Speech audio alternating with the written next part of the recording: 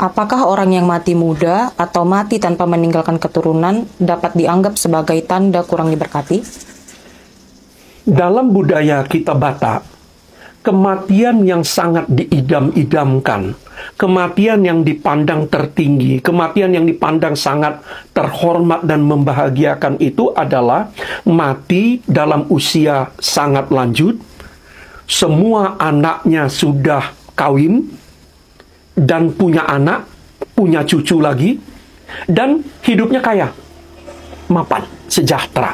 Itu yang disebut kematian saur matua atau saur matua bulung itu. Itulah kematian yang paling diidam-idamkan. Itulah kematian yang dianggap paling terhormat bagi kita.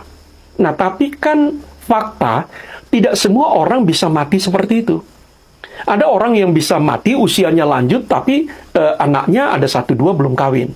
Atau ekonominya tidak begitu bagus. Dan ada juga orang yang mati muda. Dan ada orang yang mati bahkan dalam kandungan. Nah, saya tentu hanya boleh berbicara dalam perspektif kekristenan, dalam perspektif teologi. Bagaimana kita menghadapi kematian yang bagi orang Batak ini kematian yang sangat menyedihkan.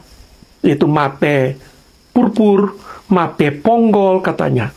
Dan macam-macam, yaitu kematian yang bukan mati lanjut usia, punya anak, cucu, cicit, dan semua sudah kawin, semua hidup sejahtera. Nah, pertanyaannya bagaimana pandangan Kristen? Nah, pandangan Kristen tentu kita harus kembali ke Alkitab. Minimal ada 2 ayat Alkitab bisa kita buat jadi pegangan. Menghadapi kematian yang menyakitkan ini, mati muda, mati tapi tidak punya keturunan, tentu itu dia tidak menghendaki seperti itu. Pertama, menurut saya Wahyu 14 ayat 13, berbahagialah orang yang mati dalam Tuhan. Semua orang yang mati dalam Tuhan, punya anak atau tidak punya anak, punya cucu atau tidak punya cucu, punya anak laki-laki atau tidak punya anak laki-laki, kaya atau miskin, dia bahagia. Jika dia mati di dalam Tuhan, mati di dalam imannya, mati di dalam dalam hidupnya di dalam Tuhan. Nah, yang kedua pegangan kita tentu Mazmur 116 ayat 15. Berharga di mata Tuhan kematian orang yang dikasihinya. Jadi orang yang dikasihi Tuhan, siapapun dia, apakah dia punya keturunan atau tidak punya keturunan, apakah semua keturunannya sudah berumah tangga dan sudah beranak pinak lagi, apakah dia kaya raya atau tidak, di mata Tuhan kematian itu berharga. Orang yang dicintainya itu. Dan inilah penghiburan kita. Bagi kita orang Kristen, inilah penghiburan kita. Bagaimanapun kondisi kita, kondisi keluarga kita ketika kematian, kita berbahagia. Dan Tuhan memandang kita berharga. Nggak ada bagi Tuhan kematian yang sia-sia. Nah, karena itu, mungkin bagus juga diingat ya, Yesus mati muda. Mungkin Yesus mati dalam usia 30. Dan Yesus nggak kawin. Yesus nggak punya anak, nggak punya cucu.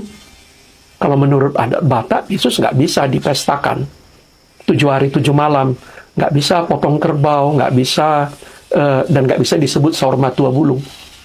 Tapi beranikah kita bilang Yesus mati itu tidak berguna? Yesus mati itu tidak diberkati dalam, dia adalah Tuhan sumber berkat itu. Dan Paulus juga nggak kawin. Dia tidak disebut mati muda, tapi Paulus juga mati tidak meninggalkan keturunan. Bagaimana kita memandang kematian Paulus?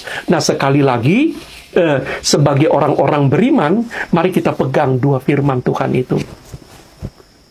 Berbahagialah orang yang mati dalam Tuhan, dan berharga di mata Tuhan kematian orang yang dikasihinya.